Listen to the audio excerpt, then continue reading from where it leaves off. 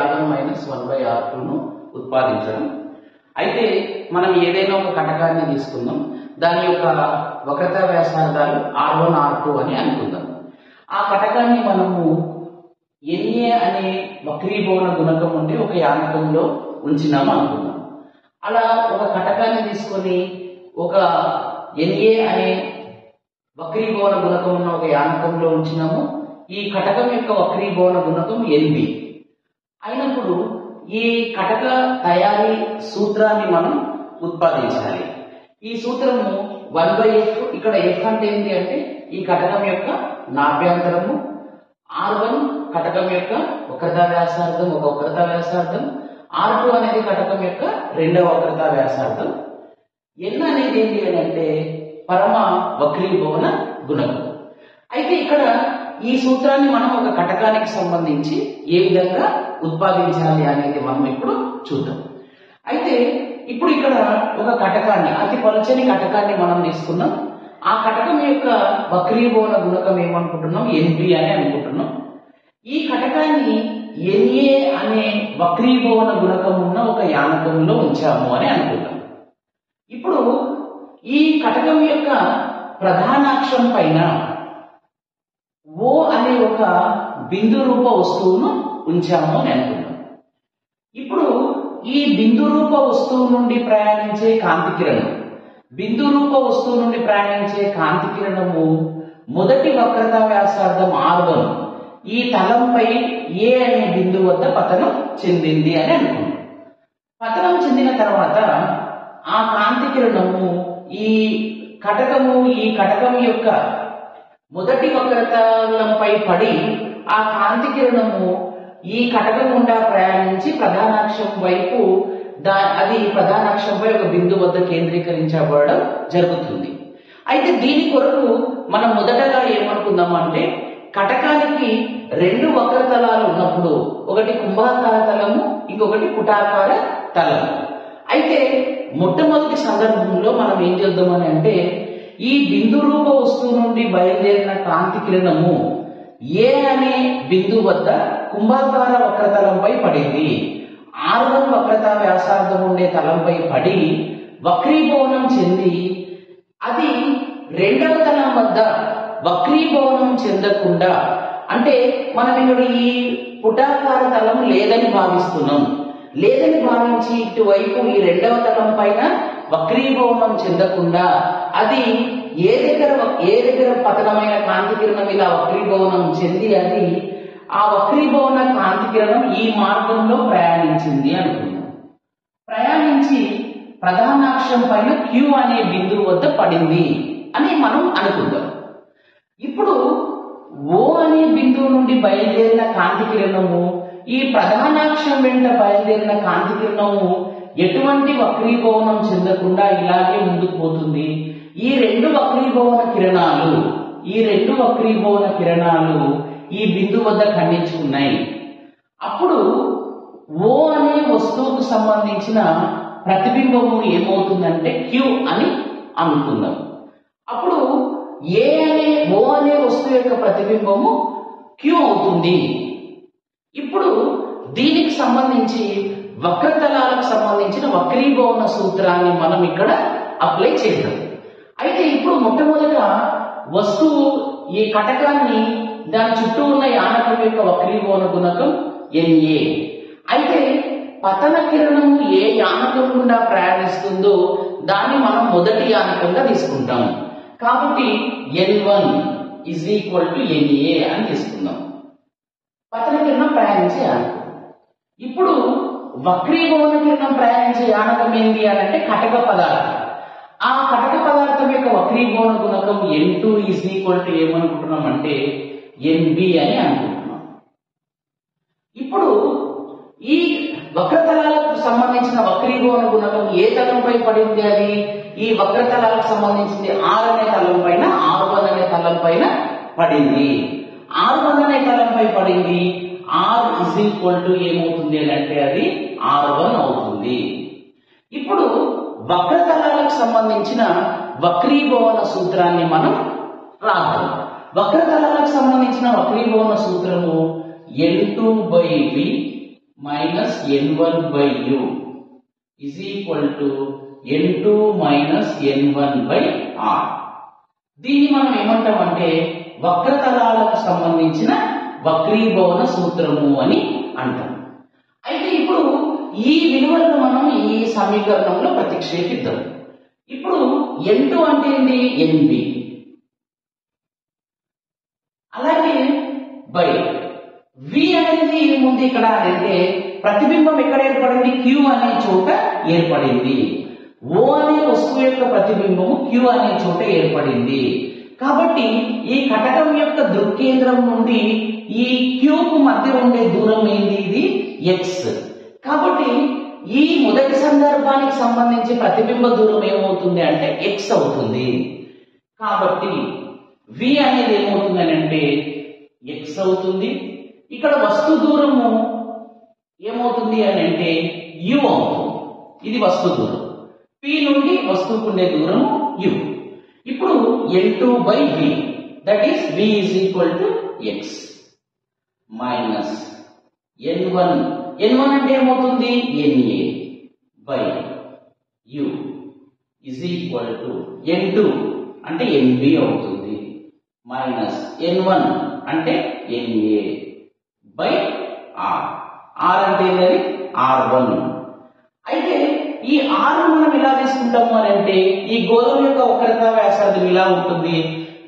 పతన కాంతి దిశలోనే కొలుస్తున్నాము కాబట్టి దీనికి సంబంధించి r1 వాల్యూను పాజిటివ్ విలువగా పాజిటివ్ గా తీసుకుంటాము.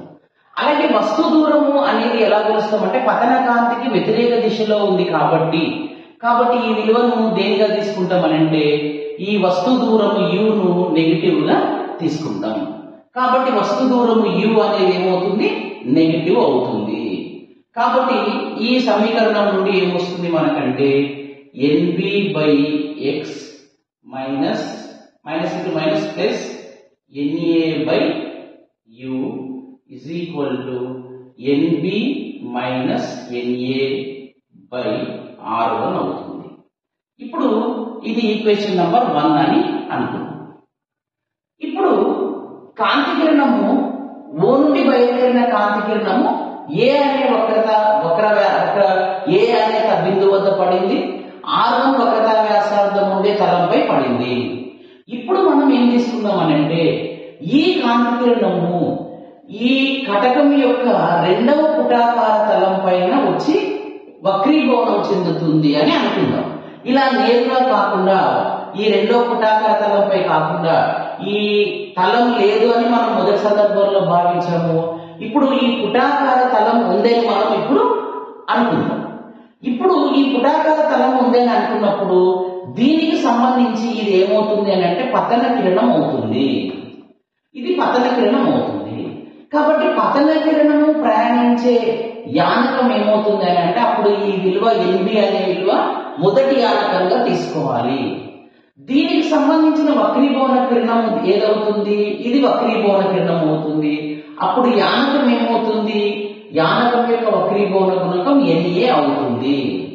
కాబట్టి ఇప్పుడు ఏ వద్ద పతనమైన కాంతి కిరణము కటకం గుండా వక్రీభవనం చెంది ఇప్పుడు ఇక్కడ ఉన్న పుటాకార తలం పైన ఈ పుటాకార తలం పైన పడుతుంది. పడి వక్రీభవనం చెంది అది I వద్ద ప్రతిబింబాన్ని ఏర్పరిచింది. ఇక్కడ వక్రీభవనం చెందింది, ప్రధాన అక్షం గుండా వచ్చే కాంతి కిరణం వచ్చింది. ఈ రెండు వక్రీభవన కిరణాలు వచ్చి ఇక్కడ ఖండించుకున్నాయి. కాబట్టి ఈ రెండవ వక్రతలం యొక్క వక్రతా వ్యాసార్థం ఎంత? R2 అవుతుంది. అలాగే ఈ రెండవ వక్రతలం వల్ల ఈ కాంతి కిరణం వక్రీభవనం చెందింది. అప్పుడు అది I వద్ద వచ్చి ప్రతిబింబాన్ని ఏర్పరిచింది.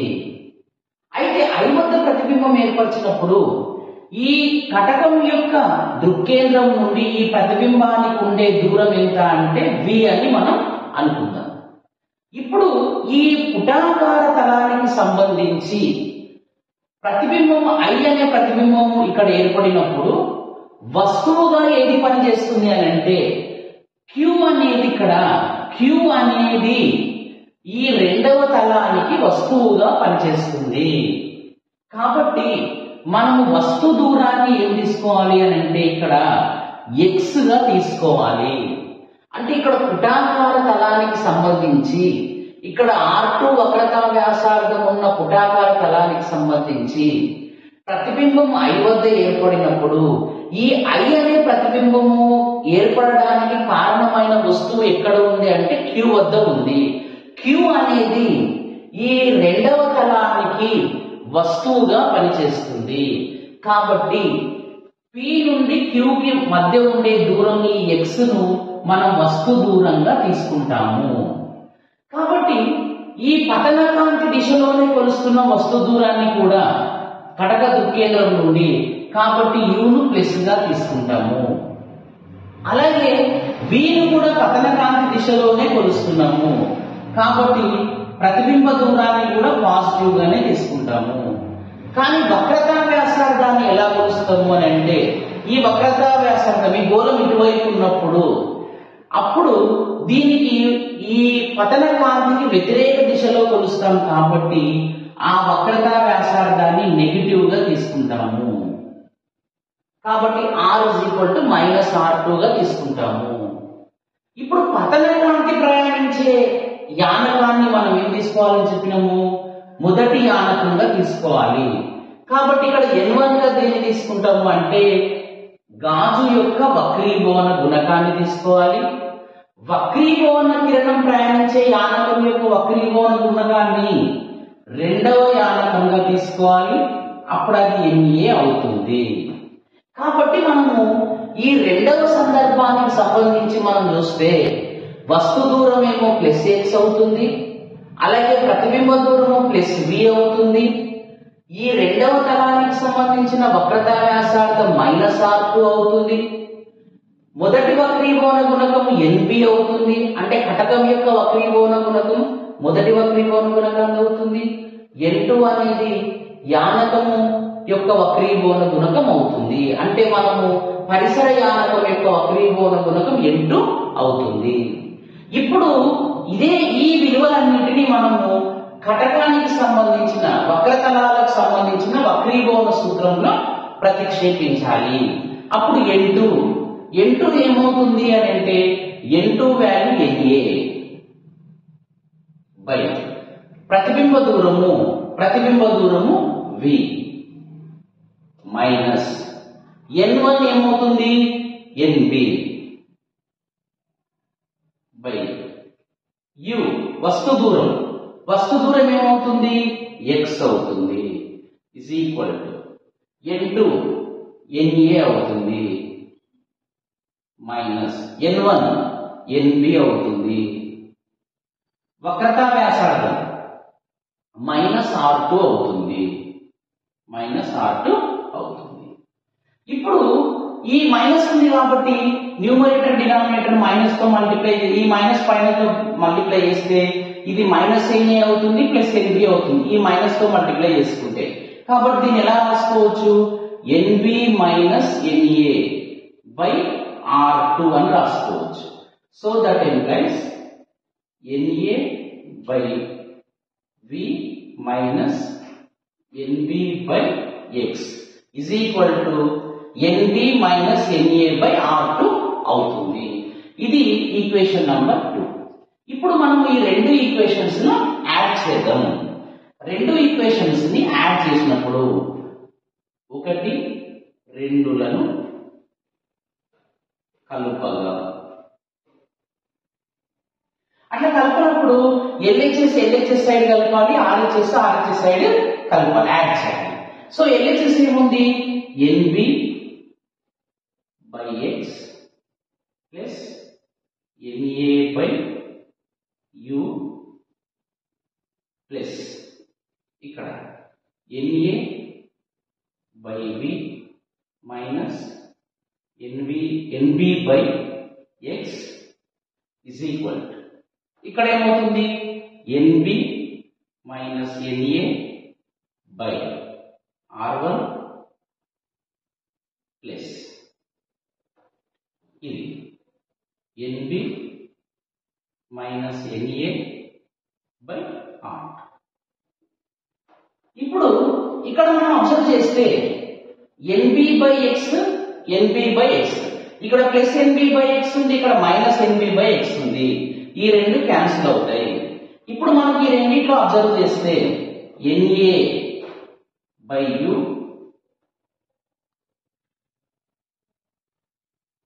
Plus N A by B is equal to, ఈ రెండిట్లో ఏం కామన్ ఉంది? ఎన్బి మైనస్ ఎన్ఏ కామన్ ఉంది. ఎన్బి మైనస్ ఎన్ఏ కామన్ ఉంది. తీస్తే 1/R1 ప్లస్ 1/R2 వస్తుంది.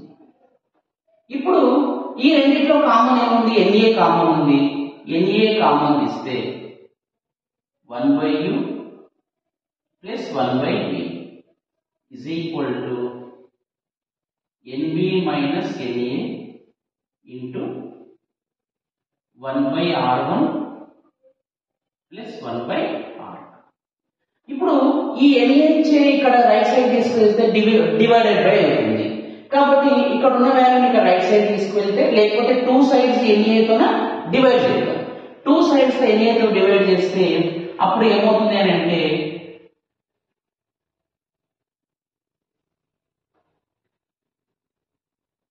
One by U plus 1/B is equal to, దీనికి బై అవుతుంది N B by N A minus 1 into 1/R1 plus 1/R2. ఇప్పుడు ఎన్బి బై ఎన్ఏ నేను ఏం రాసుకోవచ్చు? మనం ఎన్బిఏ అని రాసుకోవచ్చు. Minus 1 into 1/R1 plus 1/R2. So 1/U plus 1/V. అయితే ఇప్పుడు ఈ సమీకరణాన్ని మనము ఎట్లా వాడుతున్నాము అని అంటే కుంభాకార కటకానికి ఉపయోగిస్తున్నాం.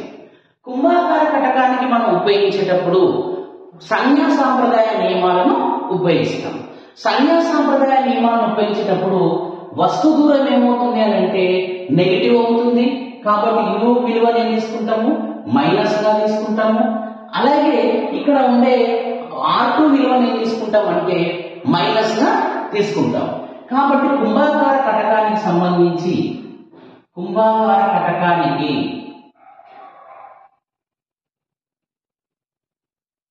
అప్పుడు U is negative, R2 is negative. So ఈ రెండు వాల్యూ నెగిటివ్ తీసుకుంటాము. ఈ రెండు వాల్యూస్ నెగిటివ్ తీసుకొని ఇందులో మనము సబ్స్టిట్యూట్ చేసినట్లయితే అప్పుడు మనకు ఏం జరుగుతుంది అని అంటే ఈ 1/U అనే వాల్యూ మైనస్ అవుతుంది. 1/U అనే వాల్యూ మైనస్ అవుతుంది.